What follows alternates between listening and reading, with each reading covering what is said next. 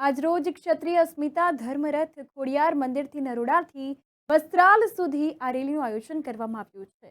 તો અમદાવાદ પૂર્વ રાજપૂત દ્વારા આ રેલીનું આયોજન કરવામાં આવ્યું છે. 7મી મેના રોજ ચૂંટણી યોજાવા જઈ રહી છે. આ અંતર્ગત ક્ષત્રિય અસ્મિતા ધર્મરથ આજે અમદાવાદના ખોડિયાર મંદિરથી નરોડા થઈને વસ્ત્રાલ સુધી આ રેલીનું આયોજન થયું હતું.